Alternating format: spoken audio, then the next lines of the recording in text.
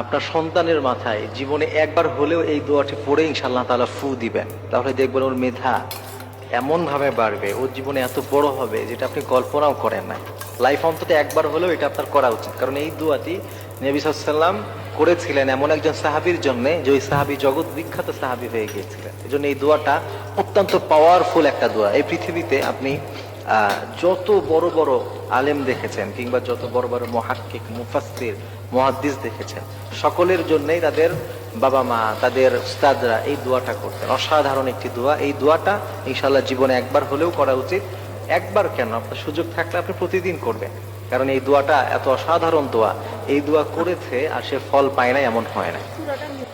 হাদিসের মধ্যে এসে বিশ্বনবী সাল্লাল্লাহু আলাইহি ওয়াসাল্লাম, হযরত আব্দুল্লাহ ইবনে আব্বাস রাদিয়াল্লাহু আনহুম, তিনি যখন শিশু ছিলেন, তিনি যখন ছোট ছিলেন, তিনি নবী সাল্লাল্লাহু আলাইহি ওয়াসাল্লামকে একবার একটা খেদমত করেছিলেন।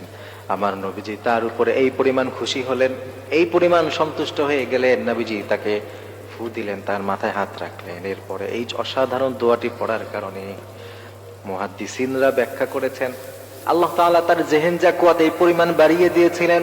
আল্লাহ তাআলা তাকে এমন ভাবে বিশ্বনবীর এই দোয়ার কারণে কবুল করেছিলেন, তার মতো মুফাসসির এই পৃথিবীতে আজ পর্যন্ত তৈরি হয় না। সুবহানাল্লাহ। প্রিয় ভাই, খেয়াল করেন, নবীজির এক দোয়ার কারণে তিনি এত বড় মুফাসসির পেয়েছিলেন যে তার মতো মুফাসসির আর পাওয়া যায় না। আপনি যদি কোরআনের তাফসীর করতে চান, আপনি যদি কোরআনের কোনো অংশ বুঝতে চান, হযরত আব্দুল্লাহ ইবনে মাসউদকে ছাড়া, হযরত আব্দুল্লাহ ইবনে আব্বাসকে ছাড়া বোঝা সম্ভব নয়। তার কাছে হয়েই আপনাকে বুঝতে হবে।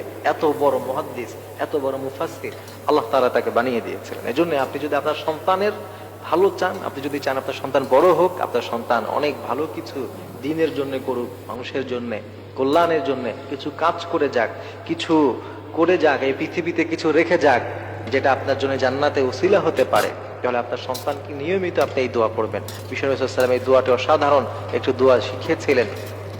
নবী সাল্লাল্লাহু আলাইহি ওয়াসাল্লাম হযরত আব্দুল্লাহ ইবনে আব্বাস রাদিয়াল্লাহু আনহুকে এই দোয়া পড়ে ফু দিয়েছেন, আল্লাহুম্মা ফাক্কিহহু ফিদ-দীন, আল্লাহুম্মা ফাক্কিহহু ফিদ-দীন ওয়া আল্লিমহু তা'বীর। এই অসাধারণ এই দোয়া বিষ্ণু সাল্লাল্লাহু আলাইহি ওয়াসাল্লাম করেছিলেন যে আল্লাহুম্মা ফাক্কিহহু ফিদ-দীন, এই এতটুকু অন্তত করবেন। এরপরে ওয়া আল্লিমহু তা'বীর, এই চমৎকার এই দোয়াটা আপনার সন্তানকে আপনি করেন, ওর মাথায় হাত রেখে করেন, ওকে এই দোয়া পড়ে ফু দেন, ওকে শেখান। আপনার স্নেহের যারা আছে তাদেরকে এই দোয়া পড়েন। সবসময় এই দোয়াগুলো যদি সন্তানের জন্য পড়েন, কিংবা যাকে চান আপনি সে জেহেন জাকুয়াত ভালো হোক, তার মেধা শক্তি ভালো হোক, অনেক ভালো কিছু করুক, আপনি নিয়মিত তার জন্য এই দোয়া পড়বেন। নবী সাল্লাল্লাহু আলাইহি ওয়াসাল্লাম এই হাদিসের দিকে খেয়াল রেখে, আল্লাহ তাআলার উপর বিশ্বাস রেখে, তাহলে দেখবেন আপনার সন্তান ইনশাআল্লাহ তাআলা আপনার চক্ষু শীতলকারী সন্তান হবে। ও জীবনে এমন কিছু করবে